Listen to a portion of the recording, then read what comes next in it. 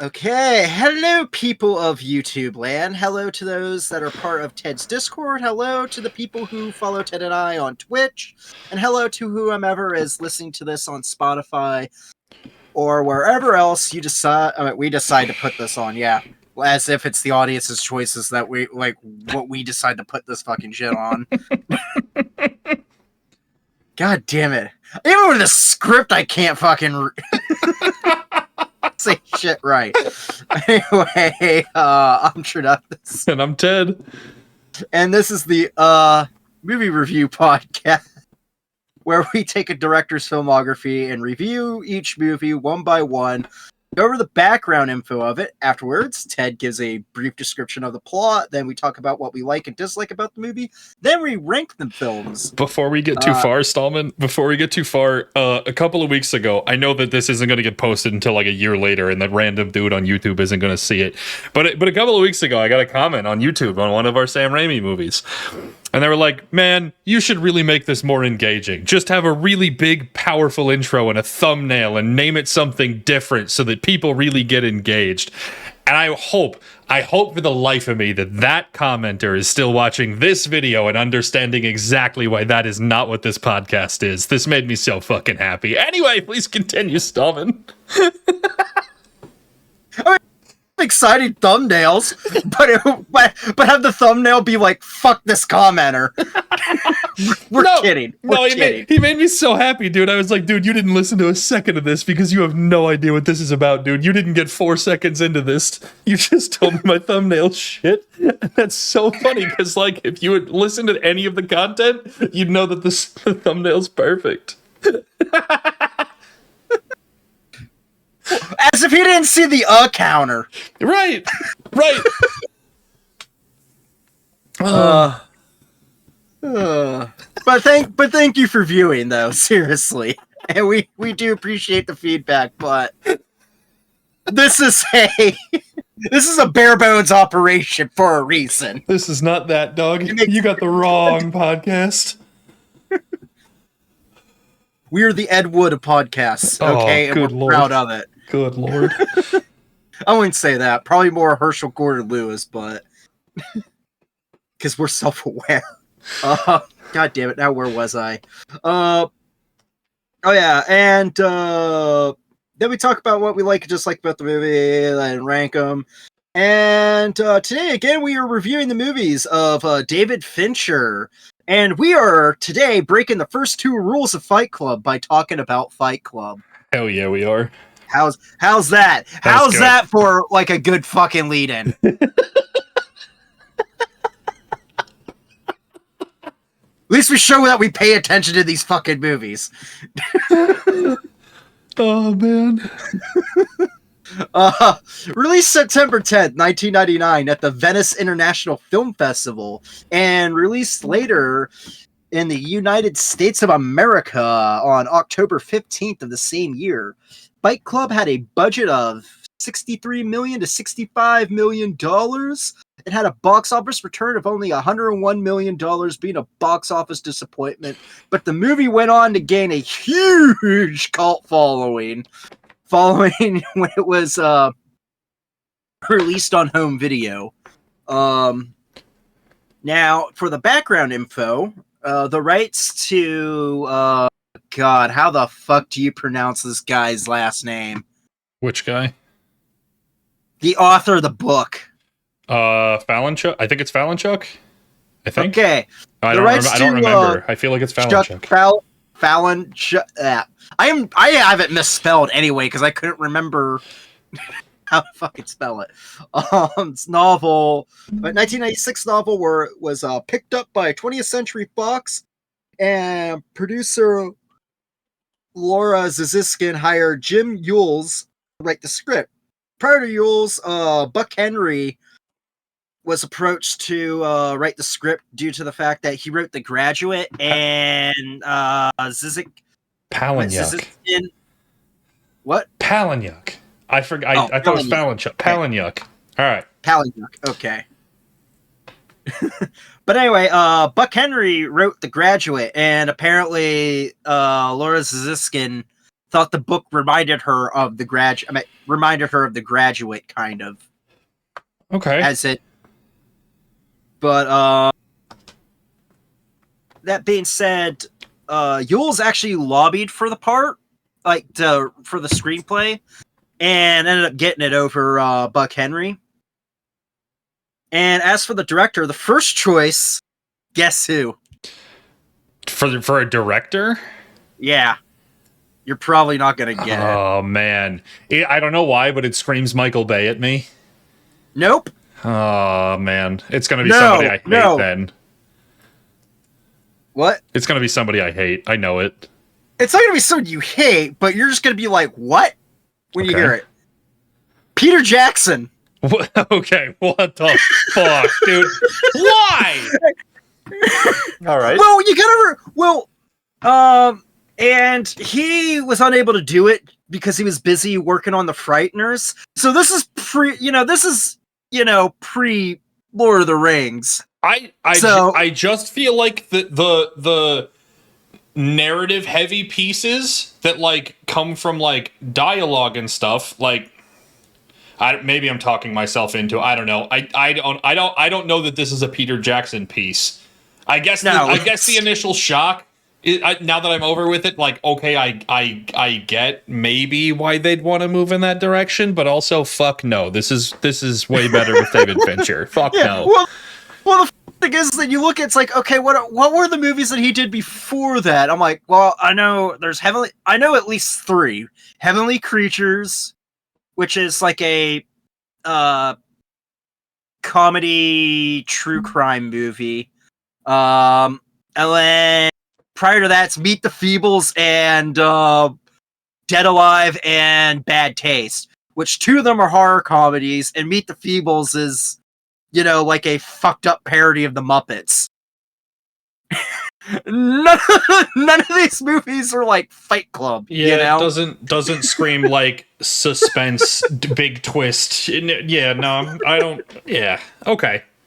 It would be interesting, but sure.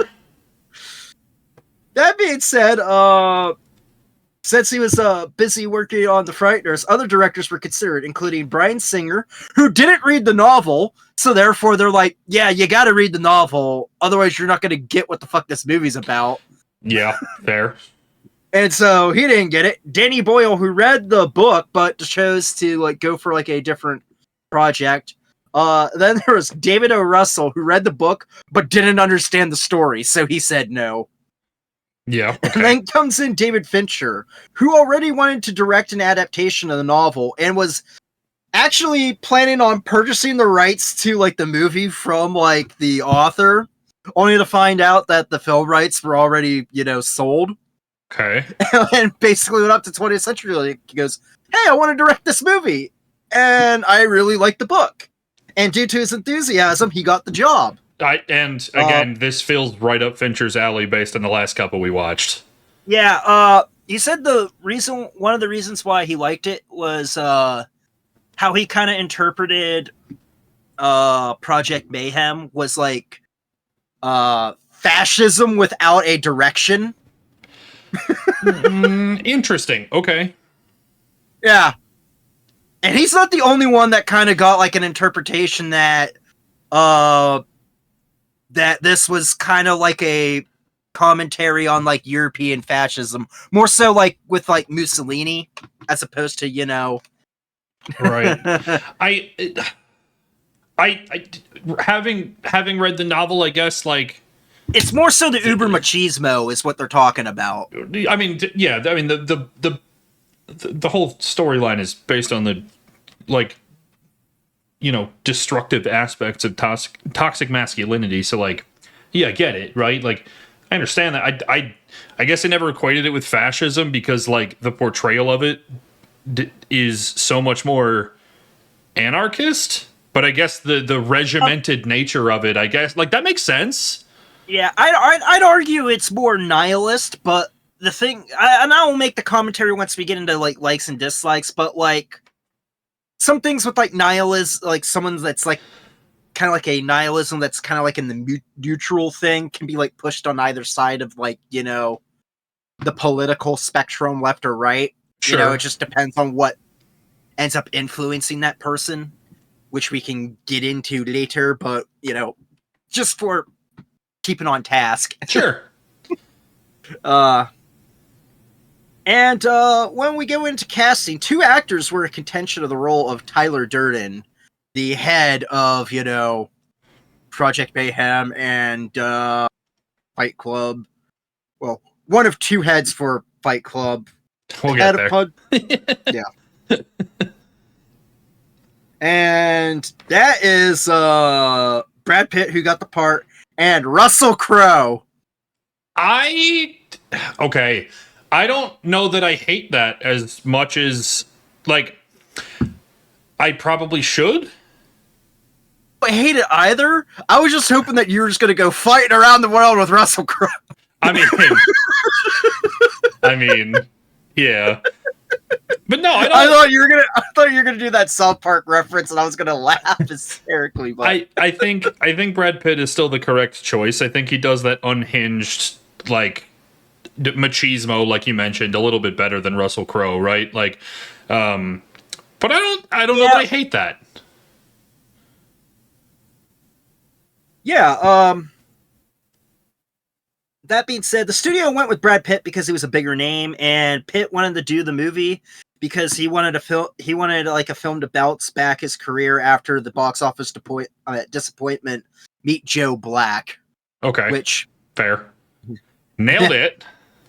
Yeah, I mean, nailed it. Like, even though like it didn't do that well in theaters, I mean, like, it made money.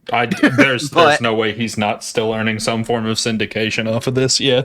Yeah, exactly. Like, the cult following this movie got, like, yeah, that was a good freaking. The role for random office. Goddamn. The role of the protagonist.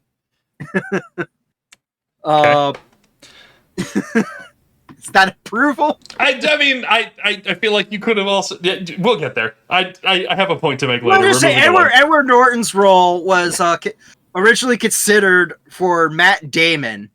Also, was considered for the role with Sean Penn. Fincher chose Edward Norton due to his performance off of The People vs. Larry Flint, and to prepare for the roles, both Brad Pitt and Edward Norton trained in boxing, taekwondo, and grappling. And Pitt also had a dentist chip his teeth for the role, so he didn't have perfect teeth. And then after filming was done, had the same dentist repair them. Yeah, asking a dentist to chip your teeth for a role is precisely the reason that Brad Pitt was the correct choice over Russell Crowe. I'm just going to put that out there. Yeah. The role of Marla, there's going to be a lot of fucking potential ones for that one. The first choice was comedian Janine Garofalo. Okay, I'm not sure I'm super familiar, but it sounds familiar enough that, like, if I saw a face, I'd know. Have you seen Mystery Men? Not in a very long time. I was about to say she's the bowler. Okay. According to Fincher, she turned down the role due to the sexual content of the film. However, Garofalo disputes this and actually said she accepted the role, but Edward Norton had her be dropped from the role since he didn't think that she was suited for the part. Other candidates included Winona Ryder, Julia Louis-Dreyfus. If you don't know who Julia Louis-Dreyfus is, she's Elaine from Seinfeld. Okay. I'm trying to remember her as anything other than Elaine to make an opinion. Because, like, Elaine couldn't do this, but that's not an indictment of her. Winona Ryder does crazy okay, but I don't think she does the dark. Another person that got the that might have gotten the role. She claims that she got the role, but was like dropped from it. Was Courtney Love. She claimed that she was dropped from the role because she rejected a pitch from Brad Pitt to do a movie about her late husband, Kurt Cobain. I don't think I hate Courtney Love there. No, and Courtney Love's actually a good actress. Like everything that Courtney Love's been in, like, movie wise. I don't to be think honest, I hate her that. music career is not bad. Yeah. Also approached for the role was Sarah Michelle Gellar, but she was too busy filming for Buffy the Vampire Slayer. And Reese Witherspoon was considered for the role, but Fincher felt that she was too young for the role, which Fair. is weird for me on that, because like, then why Sarah Michelle Gellar when I'm pretty sure they're like roughly the same age? I think Sarah Michelle Gellar has appeared more mature for some time. Like, I could be wrong on that, right? Like, I wasn't studying up on actresses' appearing age when I was 4 years old. Don't get me wrong. Like, I don't want to sound like the definitive voice on it, but I also feel like she I'm looked kind more of of an basing adult. this that the fact that they were both in Cruel Intentions, Fair. and they were supposed to be in the same grade, so I just assumed that they were like close in age. That's fair. But anyway, Helena Bonham Carter was eventually cast as Marla due to her performance in the movie Wings of a Dove. Also, part of the cast in this film are singer Meatloaf as Robert Paulson, or Bob. Bob had And Jared tits. Leto as Angel Face. As Angel Face. Fuck Jared Leto. That being said, the fight scenes were heavily choreographed, and the actors were required to go full out to capture realistic effects, as in like having the wind knocked out of them. The makeup artist Julie Pierce worked with David Fincher before in the movie The Game, and studied mixed martial arts and pay-per-view boxing to portray the fighters accurately. She even designed an extra ear to have cartilage missing, inspired by the boxing match in which Mike Tyson bit off Evander Holyfield's ear. And it's notable. You can catch. Yeah. Okay. Respect. And also, the makeup artist devised two methods to create sweat on cue, including spraying mineral water over a coat of Vaseline, and also using unadulterated water for wet sweat. Also, Meatloaf wore a 90-pound fat harness, which gave him bitch tits. which was Bob the way, had bitch tits. Good bitch tits. He also had to wear 8-inch lifts, so that way he could seem taller than Edward Norton. 8-inch lifts? Yeah. Dude, that's insane. Yeah. The scene where he fucking throws his goddamn donut and jogs down the street, he's doing that in 8-inch lifts? Mad respect, Meatloaf, dude. Hell yeah. R.I.P. What did I got?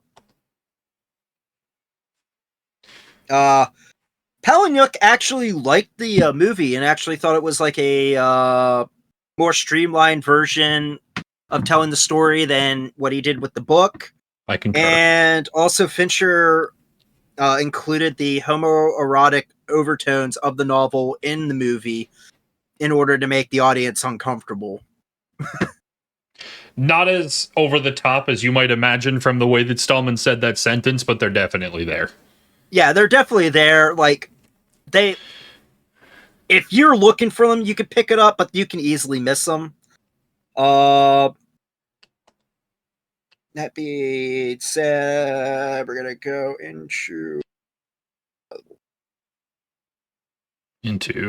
for the cinematographer Jeff Cronenworth. His father Jordan worked on Alien 3, but he unfortunately was not able to be in this film due to Parkinson's, so his son Jeff was picked. And they wanted a lurid style that was sort of shiny, and to have like a more hyper-real, torn-down feel of it. What they actually ended up doing was underexposing the film. if that means anything to you. I think that adds value over what we saw. Not the game. The one before, the one again with Brad Pitt and Seven? yes, Seven. Sorry, I couldn't come up with a name for the life of me. Where we just kind of saw those like plain, dry, stale backgrounds. I think lowering the exposure, adding some darkness that felt more like natural and not quite creepy, but like a darkness to it. I guess. I think. Yeah. I think that's a good way to shoot this. They also messed with the contrast, which is also why the film was underexposed and everything. Sure. And they also made sure that there's scenes with the narrator and Tyler. Tyler is not seen on any over-the-shoulder shots of a character talking to Edward Norton. Yep. I was going to get into that, as a matter of fact. Yeah. Yes. Visual effects, as in the CG, was done by Kevin Todd Haug, and he previously worked for the game. And it worked on the game tracks, and wanted to have the visuals of the mind's eye of the narrator. Okay. And the score was originally going to be done by Radiohead. Thank God that's not the case. Yeah, the singer of that declined since he was recovering from the promoting of OK Computer. And so the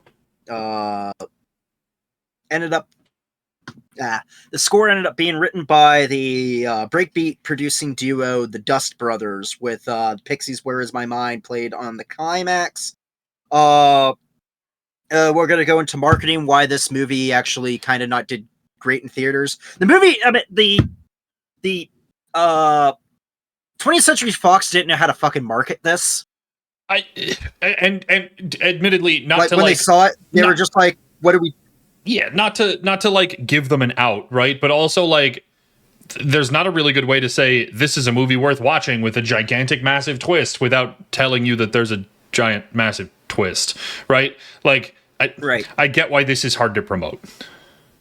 Yeah, and they also delayed the release date due to the Columbine school massacre. Ooh, valid. Valid. They also they were like, oh, should we also like market this as an art film? They didn't think like that was like a good thing, so they tried kind of making it like an action film, and even actually ran like advertisement on like cable, like during like the World Wrestling Federation broadcasts. And what's funny is that even the studio was just kind of concerned about like the audience, because like they didn't even think that with Brad Pitt being in the movie that women would show up. And again, valid. Which is funny because this was considered the ultimate anti-date flick, with 61% of the audience being male. Yeah, the cult following of this movie, there is not a single woman in there. Like this is a dude movie, and that's not to sound disrespectful or like women don't get this, right? Like that's not what I'm saying at all. But like the cult of like, dude, Fight Club's the best movie ever, myself included. It's a bunch of straight white dudes who didn't fucking get it. Yeah. I mean, I'm not gonna lie. Like this is kind of like the Slayer of film bro movies. Yep. Yeah. 100%. Yes. Because it's like you know, the fans that really like this movie really. Yes. In fact, we do. Yes. Oh, yeah. I also forgot to mention, Brad Pitt and Edward Norton also learned how to make soap for the movie. I believe that wholeheartedly. I wanted to add that in there, and therefore I am done with production and background info. So let's go into the plot. Fantastic. So the plot, I'm gonna try not to fanbro over this movie and give you the same level of lack of detail that I do in every other film we've ever watched. Yeah, Bob has bitch tits. Ed Norton can't sleep. He starts hallucinating an alter ego. They create a fight club full of dudes. The fight club full of dudes turns into Project Mayhem, which is just blow stuff up and destroy stuff strategically for anarchy's sake, I guess. Like there's a target in mind, but it's for anarchy's sake, and then the twist. And if for some reason you're watching this podcast because you haven't seen Fight Club and you want me to talk you into it, I'm going to tell you, do it. And then I'm going to say the rest of this is going to be a spoiler and don't listen to a word either one of us has to say. Just go watch it, then come back and listen, and then I'm going to blow your minds with the things we've got to say, and then watch it a second time. All right? You don't appreciate it until you have seen Fight Club twice. The first time is to get twisted and get confused, and the second time is to be upset at yourself that you didn't know it the whole fucking time. Third time is to be upset even more when you miss shit. So is the 815th time, and I promise you I'm going to mention that in this podcast because I did it again despite the thousands of times I have watched this fucking movie. Pointed it out too. Yes. All right, Stallman, we're starting with likes. I'm gonna run the show here for a little bit. That's fine. Okay. This is my soapbox. If I've ever gotten one podcast to do it, this is my one. I'll shut the fuck up for the next 10 episodes. I don't care. This is my fucking movie. All right.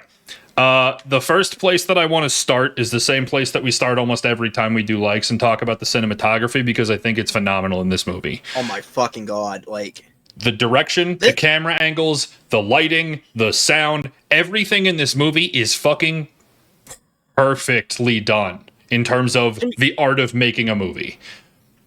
To me, this is the best cinematography that we've ever fucking seen. And I don't think it's Suspiria, close. Which is which I would say was like previously my favorite for like the cinematography and everything.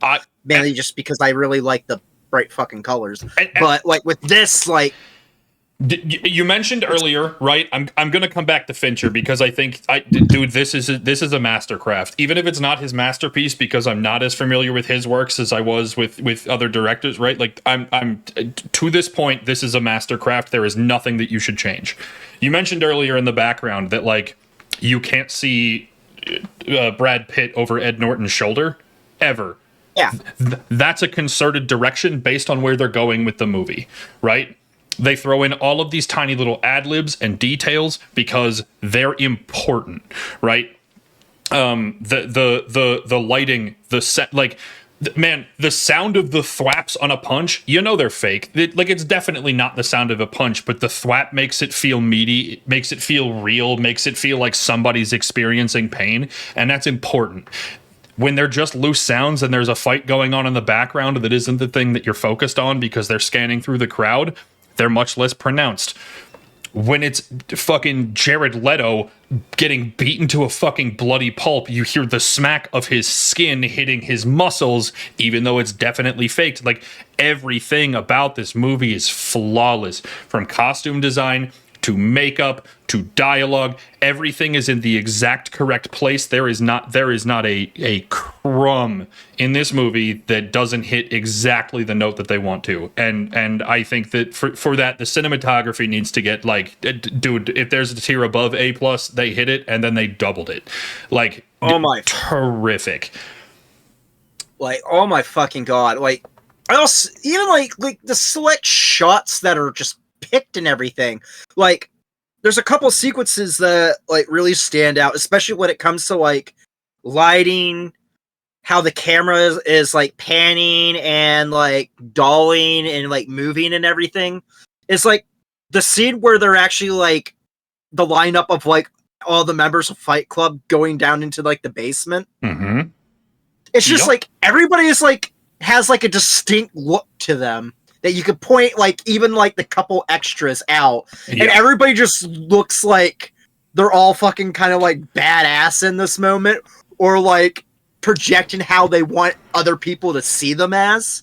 Yeah, I don't going right down in there. Like, I don't know a thing about working for David Fincher, right? Like, I don't know if people viewed working with him positively or negatively. I'm not even going to pretend to know, right? But I can't imagine, like, I myself could never work for David Fincher, because, like, for this movie to be crafted in the way that it is, to tell the story without a shred of disbelief, right? Like, everything has to be so perfectly meticulous.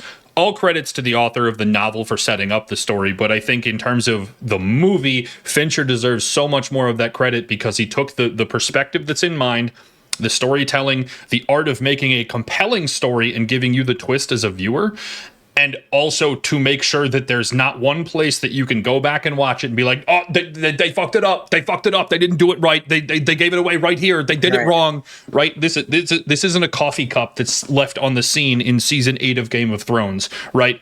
Like everything is so meticulous. I would think it would be impossible to work for David Fincher because this movie is so flawlessly done. I'm going to move into Fincher here because we've talked about it before. I know I mentioned it a lot of times in the game. I know I mentioned it in 7. There are so many details where his ability to tell you the story in the order that he wants to, when he's already given away the whole story and you have no idea, is incredible. This movie, if you've ever had an English lesson and somebody talks about foreshadowing in one of the stupid novels you have to read as your English curriculum, they should just show you Fight Club and giggle at you when you don't fucking understand, and then they should show you again. In the opening, in the opening scenes, as Ed Norton is explaining to you what his job is, there's a scene that he wakes up in the hotel. And the members of Project Mayhem in the same costumes, in the same setting, all together are standing with each other, and they make a point to cut to the TV and say, yo, right? Like they're all together. They put everybody in the same place. Ed Norton, Brad Pitt, they're both on screen in the ad that Ed Norton is watching, but it just feels like a half-second cutaway you don't have to give a shit about. They're smacking you in the face with it the whole fucking time. Again, it's not enough for Fincher just to throw subtle foreshadowing in there. He's beating you over the fucking skull with it. Because as they're talking about the cigarette burns in the movie, that's just one little blip for the film reel guy to switch things over as he's explaining his fucking job. They're splicing in single frames of Brad Pitt over some random person's shoulder 4 separate fucking times. And just like they explain in the movie, you think you see it, but you're not sure, so you don't say anything because you don't want to seem like the crazy guy. The same way that Brad Pitt's character splices a single scene of pornography into a fucking children's movie as they're explaining it to you in the movie. Like, the way in which this is crafted, that everything happens in the perfect sequence and they add the perfect things to do the... Fincher's a fucking mastermind, dude. Like, the inside of his head would scare the shit out of me because it's brilliant. I'm gonna move away from fanboying for just a second because I'm overwhelmed with me. I think that the acting in this movie is pretty perfect all around. Oh my fucking god, yes. Brad Pitt is the perfect level of mastermind and unhinged, and I think that his performance absolutely takes the cake. Like, that's got to be the starting point, right? Yeah. Helena Bonham Carter knocks it off. Oh, sure. I want to Brad Pitt for just a second. The scene in which Lou comes down into the basement of his own bar and gets too scared of Brad Pitt and runs away from his own bar when that's the only dude in the bar with a gun. Brad Pitt should got 5 Oscars for just that scene. Okay, it's perfectly unhinged. The laugh haunts my fucking dreams when I haven't seen this movie in months. Okay, like it's perfect. Helena Bonham Carter is the obvious next place because it's unhinged, deranged character, someone who would be attracted to the characters that are in this movie, much as is portrayed, but is also still like independent and unhinged and dark. And Helena Bonham Carter, this is her best role in my opinion, and I don't think it's close. I don't think it is. I mean, I don't think it's that close either because like I haven't seen like a lot of movies that she's in besides like stuff that she's did with like Tim Burton and stuff. Or really minor roles. Yeah. Yeah. But this is the role for Helena Bonham Carter. Like, this is it. And the character is really well written, which is probably due to like the novel and everything. But like the fact of the decision with her just like walking in traffic and just not giving a fuck or anything like that. And the fact that you kind of like start off like not liking her particularly that much because she's, you know, kind of a little bit unlikable to begin with at the beginning, but you know, afterwards where you kind of like understand what's going on and everything, you're just like, oh my god, that poor woman. I think that like, everything she has to deal with. I think she fits that role and every aspect of that role so well. I think she's got the best character development. That's more story writing than Helena Bonham Carter, but again, all of the development, she hits every facet of that role. She's phenomenal. And the thing is just that she's British, and you can't tell in this. Nope. I think I'm going to keep going down the list because everybody does a great job except fuck Jared Leto. I think Ed Norton is a phenomenal cast. Because I think that he plays just that little bit of like, man, I don't want to say school shooter vibes because we've already talked about Columbine once, but that like, I'm a nice enough guy until you push me kind of thing. And like Ed Norton does that so well. It's quiet, but it's narrative. He hits the role. Oh, he also plays vulnerable very, very well. And his character is very, very, vulnerable and like is easily manipulated and pushed into. Dude, I'm even gonna give Meatloaf the props because you just needed some dude that's a big meathead while also still being soft and kind, and Bob is that perfect character, perfectly portrayed by me. Like every actor does their damn job, dude. Even Jared Leto. No, Jared Leto's only role in this was to get the fucking piss beat out of him and look like a bloody pulp. It's an excuse of a human being, and I'm just happy that actor had to suffer through that. Even the guy, the first dude who gets accepted into Project Mayhem, I don't know that they named that character, but as he's yelling on the porch at Jared Leto that you're too fucking blonde, and like even he even gets that anger because he's already been brainwashed, right? Like even the extras in this movie fucking nail it. The bartender who's in the upright stilt to keep his neck on straight, right? Like even he's kind of got that unhinged ting to it. Like also the best sideburns I've ever seen on a character. characters in this movie with 3 lines of dialogue hit those 3 lines perfectly. Again, I don't know how much of that is the actors. I don't know how much of that is like the main characters are of course the actors themselves. I'm not trying to take anything away from them. I don't know how much of the extras stuff is Fincher. I don't know how much is the book. I don't know how much is just the meticulousness of the way that this movie was made, but the acting in this is perfect, top to bottom. Oh my God, every single character, everybody hits it. The soundtrack's really good too. I think the soundtrack is an underrated piece of this movie. I will never be able to hear that Pixies song without thinking of the end of this movie. Right. I think that there are places where they just kind of like use loose techno music, but the way that music fades in and out is good. Like not necessarily the song choice itself, but the way that it gets orchestrated and blends into the movie, I think is actually a really underrated piece. The other place that I really want to harp on for my likes list, this movie, more than any movie I have ever seen, does the perfect job at stringing you along when you have no idea what's going on.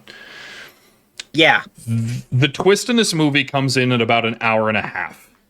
And up until that point, you can sit there truly and genuinely say, you have no idea what's happening. You have no idea why any of the characters matter. You have no idea who's important or why. You have no idea what the purpose of any of it is. When the twist hits, you go, oh shit, I can't believe that I've been watching this whole movie and it never came along. I told Stallman very specifically when we were watching this movie not to name Ed Norton's character.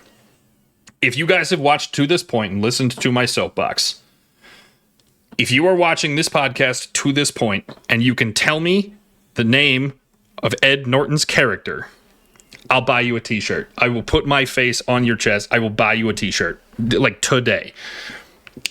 They give you an hour and a half of this movie. They tell you that he and Brad Pitt are the same fucking person. And then you realize that they've never named the character that you have been watching and following along over their shoulder, who has literally been narrating every single person's thoughts, feelings, opinions. You've been watching their life unfold in front of you. You've been watching their entire fucking breakdown, and you don't even know their fucking name. It's incredible. It's incredible. Yep. It's absolutely remarkable the way that they can give you exactly nothing and still feel like I'm enthralled and have to watch this movie. I, I think that's the biggest thing of this whole thing to me is that like how many times like shit, Stallman, we watched so many fucking movies for the last series of this podcast before Fincher, where we came away from the whole movie and went, please, for the love of God, Sam Raimi, tell us a single goddamn story instead of giving us exactly nothing and 4 seconds of entertainment. This movie gives you 2.5 hours of entertainment, and only 4 minutes of it is genuinely entertaining. Like, it's so fucking good the whole goddamn time when they give you nothing. Yeah, it's kind of like an anti-Kubrick, you know? Yeah. Because, like, look, I mean, like, 2001 A Space Odyssey, it's like, you know, we're engaged, kind of, but, like, what the fuck is the point? And then they give you the point, you're just like, you know, you could have just gave us this earlier. Yeah. Well, with this, it's like,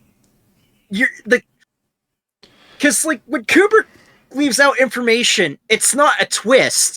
It's just like, you're just like not giving context. And then it's like, oh, I should probably give context.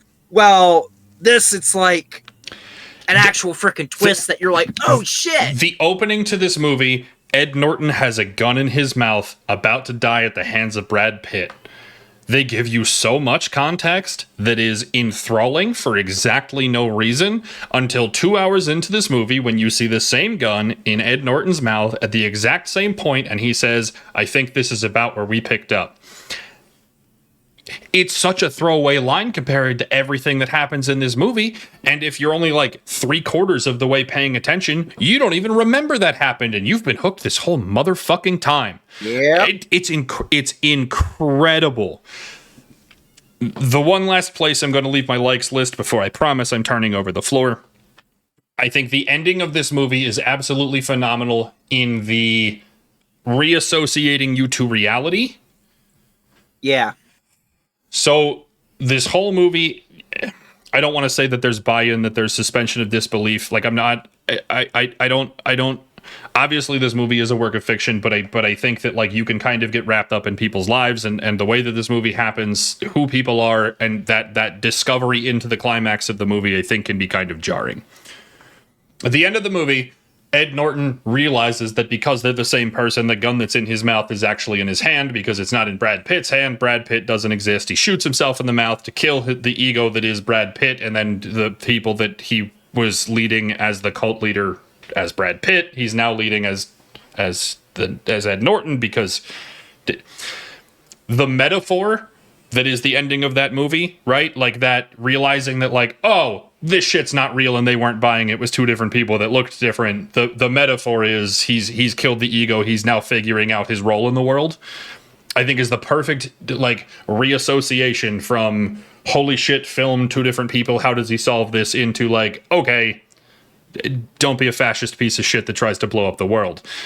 Right. I think the ending is arguably the only place that you kind of get that like, okay, let's be real about things. No one would buy into this, but I think that the way that they transition it from one into the next in one contiguous scene, I think is the most flawless way you can end a movie that is this insane. Yeah. And the thing is, well, how I kind of like about this is like different themes. Like they do have like, you know, of like the leanings of like a group that could easily become a fascist group because of like the uber masculine, you know, hyper masculinity, the toxic masculinity that's through this. Like you could see like how like why unfortunately a bunch of like MGTOW people, you know, men go their own way, misogynistic groups like incels gravitate to this movie. Or like right-wing shitheads that, you know, gravitate to this. As a person who says this is their favorite movie, don't trust any man who says their favorite movie is Fight Club. They're probably a misogynist piece of shit. Like I'm just going to be transparent about it, right? Like, but and unfortunately, those people kind of like overlook that this is a critique of that. Yep. But I think as well, like, it kind of shows kind of like the dangers of like seeing like certain missing ingredients of like, because I honestly see like Tyler Durden and Project Mayhem more as like nihilists that are like that don't really have like that much of a particular goal. Like they know they want to tear down the structure, but they don't know like exactly why. And like they know it has to do with the consumerism and everything, but they're not sure like what the goal is after that, you know? And even then, that's why I kind of lean towards anarchy, and the idea is like they express it to you that they're trying to set financial records back to zero and give everybody a fresh start, but it also isn't like a whole thought out plan, right? Right. And we'll blow up these buildings and they're just going to let my credit score be perfect again. This will fucking show them. Like, I hear you to a point, yeah. Which is more so like akin to like nihilism, because like with like anarchism, it's more so replacing everything with mutual aid. I hear you. With the community.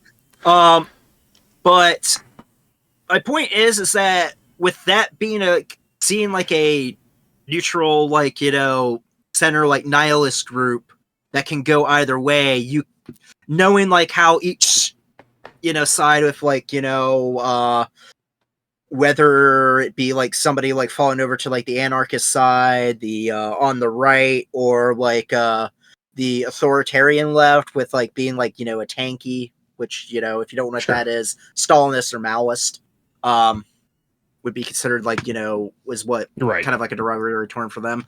But anyway, like if you look at like the history of like nihilism, like with like the Russian nihilists, since like they, you know, they had like a thing about like killing the Tsar, like they would always try to attempt to kill like the Tsar of Russia, and they ended up like influencing like, you know, anarchists such as like Emma Goldman. They also influenced the Bolsheviks that ended up taking over Russia.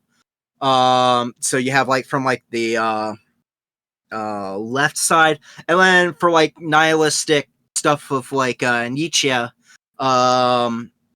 know, that ends up influencing, you know, people like on like the right side of things, you know, such as like groups like Adam Waffa and the weirdo derivatives off of, you know, acceleration fascists, where, you know, like that type of thing.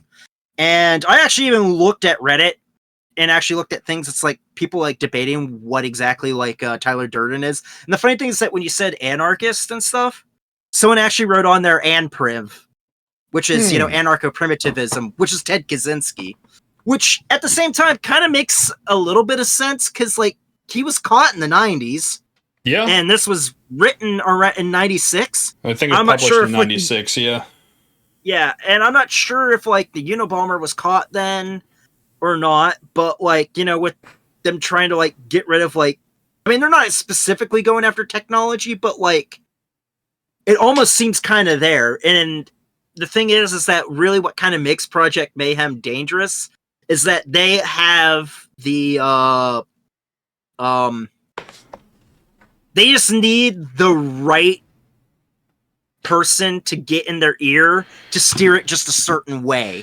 And it could be like something that's a little bit like creative and stuff, like, you know, just sticking with like the acts of vandalism that they're doing, and in a way where it actually like helps their lives out, or it can go completely destructive, because you see like the misogynistic tendencies with that, especially like in things with like the far right. And I think the thing that pushes that perspective forward, right, is that they're not comprised of CEOs, right? Like even as Brad Pitt is using it as a flex to threaten somebody of higher power, I don't know if it's a city council member or whatever form of politician this is, right? They're talking about like we're your plumbers, we're your gardeners, we're your bankers, we're the police. They're all service workers. Right. It's all low level grunt work.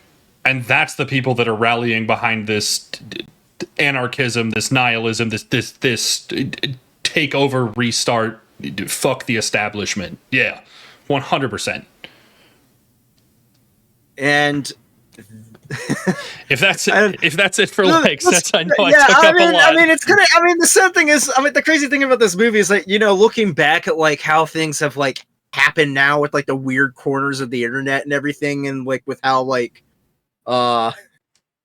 U.S. politics are and everything. You're just like, this like Falling Down is like one of those movies in the 90s that really just like warned us. Yeah.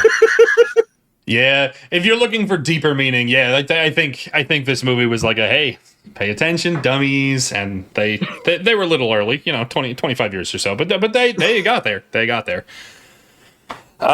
Moving into dislikes, I really only have a few.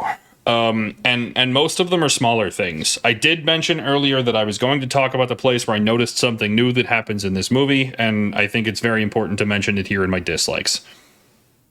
I think that if you go in with the intent of proving the plot line wrong and that there's no way these two people could coexist, there's a couple of places that you're always going to be confused, even when they try to explain it to you. So the one that I will highlight as the one that stands out the easiest to make my point, after Brad Pitt and Ed Norton get in their first fight with each other in the parking lot, I have the ability, because I love this fucking movie, to justify the idea that if you had to punch yourself, the places that you would do it would be in your stomach or in your ear, right? Nobody is going like this and punching themselves in the nose. Like, that's just not a thing that happens. So as the two of them exchange blows, those are the places that, like, yeah, it makes the most sense that I'm trying to genuinely inflict damage on myself. These are the places that I swung. The place that the point I'm trying to make here stands out is shortly after that fight. They're sitting on the curb in front of the house at Paper Street. Ed Norton takes his beer and he puts it in front of Brad Pitt and says, "We should do that again sometime," and he hands the beer to Brad Pitt. In the climax scene where they reveal to you that they are the same person, they show the exact same scene in the exact same setting where Ed Norton says the exact same line, and instead of handing the beer to Brad Pitt, he just drops the beer. There are places like that no matter how much justification that you give yourself, much like I just did, there are places that will always be confusing and not quite there. The place for me, and a person who's watched this movie 1,000 times, that sticks out the most, there is a 0% chance that I or anyone that I know would watch one dude beating the shit out of himself behind a parking lot of a bar and decide, can I join in? Well, you also don't like wear a wife beater. I mean, and try to fight people. Not myself or anyone that I know would see a dude beating the shit out of I keep saying out of each other. A dude beating the shit out of himself and ask to join in. Okay? Now, the place that this has always bothered me the most, up until this very watch that Stallman and I did together for this podcast, when there's a crowded circle, the second fight that is in the parking lot behind the bar, I always watch this movie thinking that the person who gets up off the ground before the random stranger says, "Can I go next?" that the person getting up off the ground is Ed Norton. It is not. It is an extra. I still have my sense of disbelief because there has to be some sort of gap in between Ed Norton beating the shit out of himself visually to others, and then a crowded circle standing there watching around for somebody else to get involved, for then a third person to say, "Can I go next?" Right? There's still some disbelief in terms of the outside world's perspective of them being the same person. I think that's my only real major dislike, is there are a couple of places where that effect feels tough as a sell for me.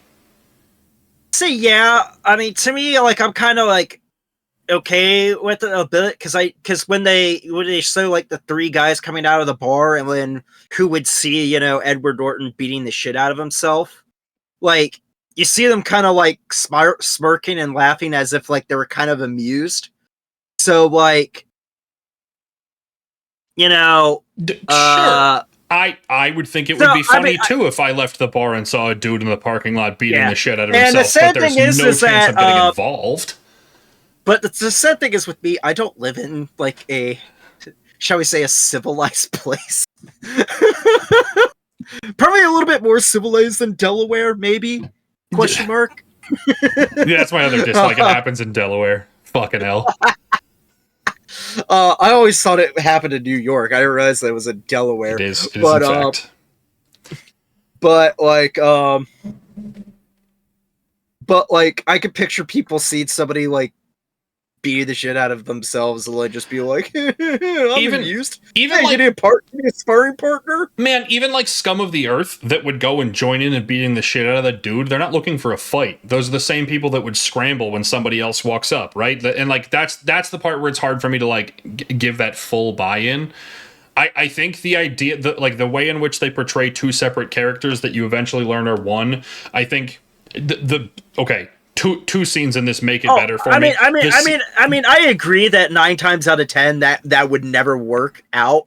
I'm just kind of playing devil's advocate. Yeah, that's fair, right? Like, I'm about to play devil's advocate for myself, right? And the idea that like the scene where the two of them split and Ed Norton is no longer experiencing Brad Pitt. They do this like fun like camera shake effect, which I think is very cool scenery, cinematography. Like it's very neat, right? Like even in those moments where you can see the two of them like separating, becoming entirely different personas instead of blended ones, right? Like even in those moments, like I can see Ed Norton yelling over Project Mayhem and telling them what to do. I those parts aren't beyond belief to me. It's certain places that there's no buy-in. Yeah, and to me, like, my suspension of disbelief kind of gets ruined is that scene where they kidnap the city council official in the bathroom. Because, like, Edward Norton is in, waiting tables, and then he's the last one to go in and locks the door. But yet, the entire time, Tyler Durden, Brad Pitt, is hiding in the bathroom. And then, pounces on like the city council official as soon as he gets into like the bathroom. And to me it's like, well, how the fuck does that work out? Even with like, I'm like, that's a hell of a hallucination where you think you're in a completely different goddamn, right. And some of that I can chalk up to the storytelling elements, right? Like even as you mentioned in your description that like Ed Norton is jumping out of the bathroom when the other people are doing the work is a perfect place for like Ed Norton to jump out and Brad Pitt to jump in, right? Like, and some of that is storytelling elements. But again, yeah, like it's not necessarily like they can't be the same person. It's the idea that like, what if I was one of those extras as a member of Project Mayhem? If I were viewing this from the way that it actually happened, there's no way that I could see it as being real. Right. That's the part for me that it's hard to fully buy in.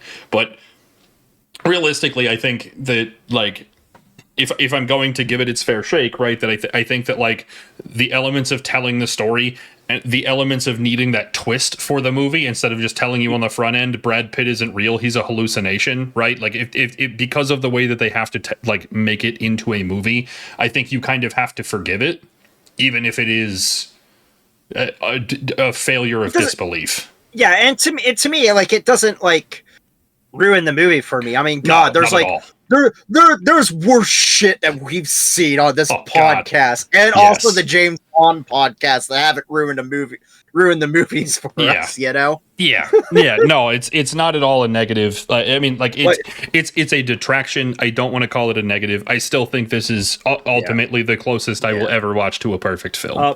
I will say a shout out to the James Bond podcast when we go to the episode The Man with the Golden Gun.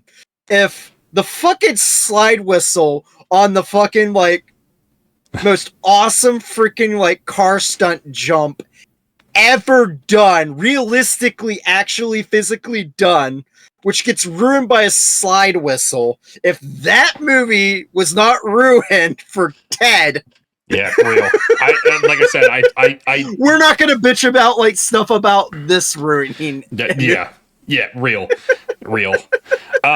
All right, I think rather than me just staying on this soapbox, I think it's time to wrap it up. Unless you got anything else before we're out of here. I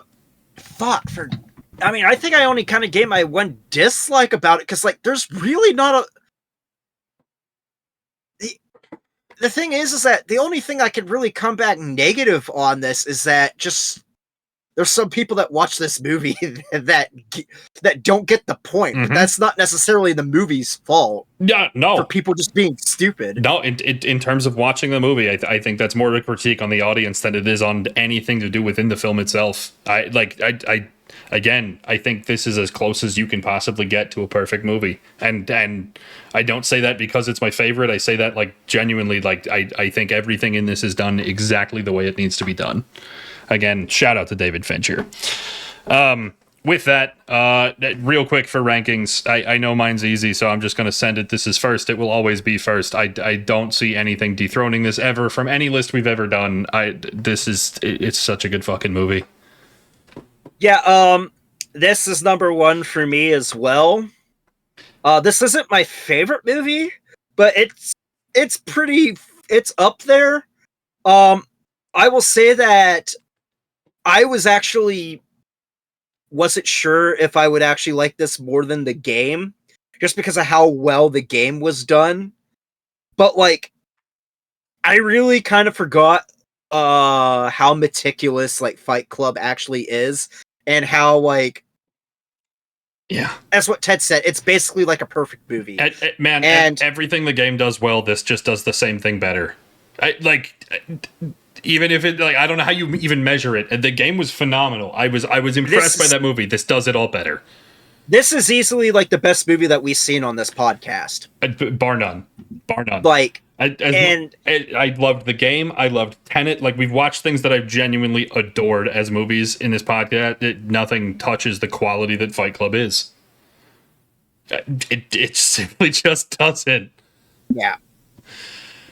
All right. With that, and I say this as someone who actually seen Citizen Kane. Like, I've actually seen Citizen Kane, and I'll tell you this much: like, Fight Club does give Citizen Kane a run for its money. And again, Citizen Kane's not my favorite film, but I understand why it has the reputation that it has. If you get what I'm saying, yeah, you know, I just like this movie is just terrific. This is literally to be honest, like. It's funny how I mentioned Citizen Kane, because Citizen Kane like didn't get like a lot of like accolade. It didn't really get like a lot of accolades when it came out. It wasn't until like years later when people just started like, wow, this is like really freaking good. Same with Fight Club. So this is literally kind of like the Citizen Kane of the 90s.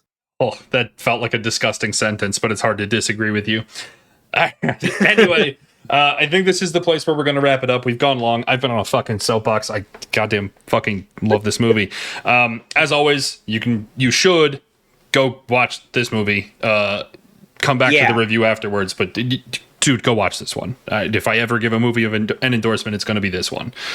You can check out the rest of our reviews throughout the playlist that's here on YouTube. We've done several different directors, several different movie series. You should go check all of those out. If you're interested in our other content, there's plenty of stuff on the YouTube. We also make content independently, both of us on Twitch, Stallman at Traductus and myself at Ted Green Eagles. As always, thank you guys for hanging out, for watching, for listening to me fucking rant about how much I fucking love this movie. And Stallman, what do we have next week? Panic Room. Perfect. Catch us here right in the same spot for Panic Room next week. Thank you guys for watching, and we'll see you here for that one. Adios. Yep. See ya.